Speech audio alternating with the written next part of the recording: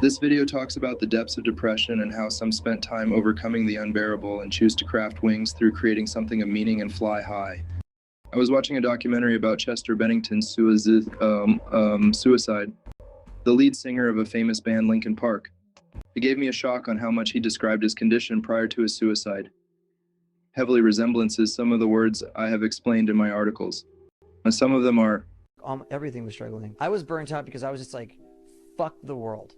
Like, not like I need a break. Like, honestly, like, fuck all of you. Like, everybody and everything. And I don't like doing anything anymore. Like, nothing makes me happy. I know that for me, when I'm inside myself, when I'm in my own head, it gets this place right here, this skull between my ears. That is a bad neighborhood. You know what I mean? And I should not go walking alone. I even told one of my therapists at one point, I said, I just don't want to feel anything. I kind of envy sociopaths because they don't have to worry about ever feeling shit. I kind of want that. And she's like, you mean you don't want to be a human being? I was like, yep, that's what I want. There are reasons why I'm deeply philosophical when it comes to digging in the nature of human emotions. I was at a terrible and lonely place when I had this familiar sensation, and the worst part is I was drilled down to my skull thinking that I am of something less, something of a defect to unable to be normal. The people that I trust that I ended up opening with alienated me and telling me that I should get a grip, telling me to grow up and face my problems, but I don't know how, telling me to carry my emotional baggage alone. And it is somewhat true in a metaphorical sense that I have fallen. I was not the same person I used to be. As I quote an anonymous from YouTube comment section of Kurt Cobain talks about depression, suicide, and what the future holds for Nirvana. Depressed people will say and feel things one moment and feel a completely different way a few hours later or days later and then go back again. So for him to have said something like this, one moment is not necessarily proof that he didn't kill himself. I love Kurt, but I really do feel he really did kill himself.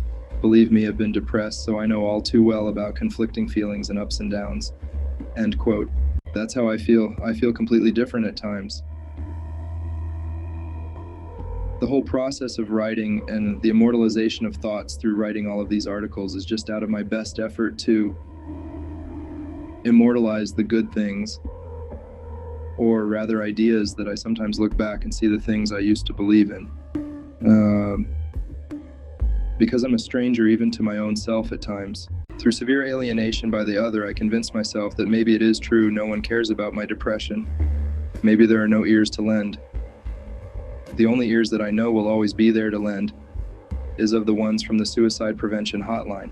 Believe me, as much as I know some of my friends really cared and want to prevent my suicide from happening, if there's an episode that I'm going through, and as much as they would think it's absurd that I look like a perfectly healthy individual that I ideate suicide, I just think sometimes from their reactions of frustration, anger, and sadness from the inability to find the right words,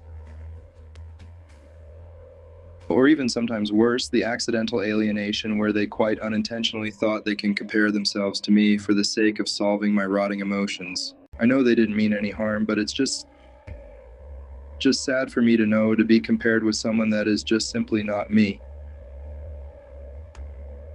Sometimes I just want to be listened. But due to circumstances and differences, sometimes even through the good intentions, it may be harmful to just jump the gun and say, get a grip, bozo. I don't know how you come to fall, but I believe I have been in similar circumstances, so why can't you get a grip and walk on? Unfortunately, those were the circumstances I've been in, and what I thought was right, that I need to overcome this alone. I grow within the confines of my solitude while sometimes occasional call to the suicide prevention hotline.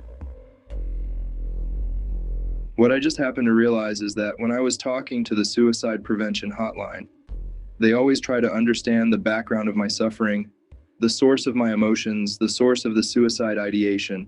It's almost as if they are helping me to think and helping me understand myself as a human being. I admire people who I thought that they have overcome their depression because I know, at least speaking for myself, how can it be that there is greater suffering in life than the suffering that pushes one to end its own life? in which many has been spent dealing with depression and spent it killing themselves. Through the archives of their thoughts, we can maybe learn something from it. Some has bent their depression, and through confession that there are indeed moments in their life when they were intensely depressed. The stories of confession that comes to surface in the world because they are known for something else than their depression. A story like Hideaki Anno is a Japanese animator, filmmaker, and actor. His most celebrated creation, the Evangelion franchise, has had a significant influence on the anime television industry and Japanese popular culture. The Evangelion franchise have achieved record sales in Japanese markets and strong sales in overseas markets, with sales and related goods selling over $9 billion US. He is, I would debate, a great human being, and some may call him a successful human being out of his ability to create such successful art. There's, there was an interview when he was asked, do you like the anime you make? In which he said, like, well, I like some, but hate others. What parts don't you like? The parts where I see myself.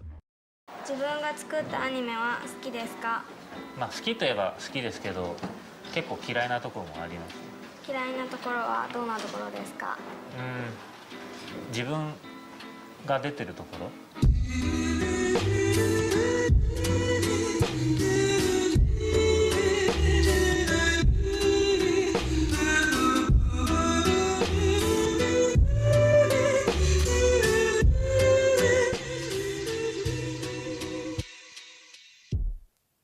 The Evangelion is a fucking dope art. I will quote for a brief introduction of it written by a more credible journalist than me, that I've read and agree with, that is published on culturedvultures.com.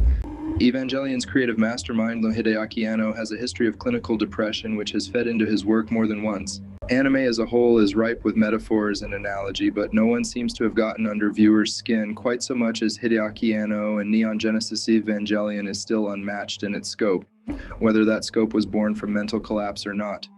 Evangelion's protagonist, Shinji Ikari, is as representative of its creator as any creation can get.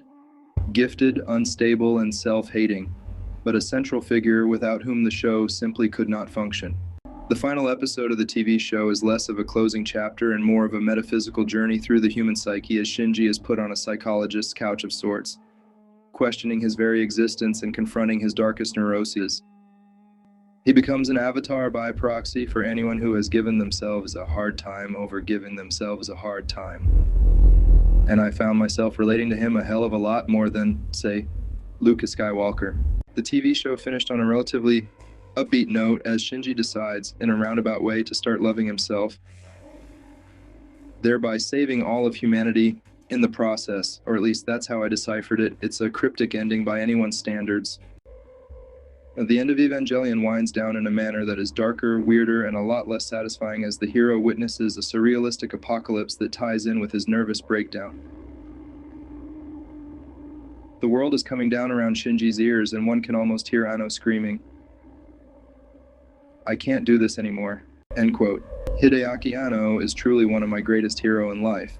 The admiration and respect for my understanding, the fact that he was able to distill his emotions through creative works, even if it means an alter ego persona that lived in his arts that many come to find relatability within. The story of his art and how it come to be really meaningful to me and by many others. Oh, he is just like me. As much as depression can be well suited by others of a phenomena that someone has fallen from the standard human, in which the standard is, be happy, don't be too sad, don't kill yourself, that is abnormal, hey, don't be too sad, hey, what are you doing with that? Hey, don't kill yourself, hey, are you out of your mind, what are you? You've fallen. You are no longer the person I know anymore. A fall is just a mere description on how far a person can be from the standard that most people deem the standard to be the standardly good. A deviation, perhaps. Well, as much as the stranger from a suicide prevention hotline has told me, after I explained her one of my strongest suicide ideation episodes, she promised me that if I'm able to get through that day, I will come back as a stronger person. And it's obviously in my best interest to believe that she is right. The strongest judge above everyone else is only myself. Until the fall, one grows weary and confused, oftentimes depersonalized to themselves. Some may realize the fall has given them a reason to grow their own wings, to ascent with grace and to be in love with the opportunity to live and fall. To all the heroes that has shown me that it is possible to live and overcome my depression. You have given me the greatest gift that I could ever receive in life. That is to believe that I maybe can be like one of you, to become a valuable human being. To the heroes that have spent their time creating arts that I find meaning. To the heroes that confess that they have felt what I feel and made me feel less alone bearing my differences. To the heroes that made me understand that there can be something of beauty out of sheer and ever seamlessly meaningless suffering. One is pushed to a tipping point just to think of something not to kill themselves. To the heroes that has fallen and choose to craft their own wings and fly with grace. Even if you fall again, and I still love you for trying, then we are only mere humans to begin with, born without wings. To George E. Atwood, Hideaki Anno, Albert Camus, Tom York, Kurt Cobain, Friedrich Nietzsche, Jean-Paul Sartre, Franz Kafka, Osamu Dazai, Gerard Way, Billy Corgan, Chester Bennington, and many more humans that I have gotten the pleasure of knowing your arts and wings. And obviously to all the friends that supported me in the craft of my wings, I will always be forever grateful for your existence and kindness that you've given me.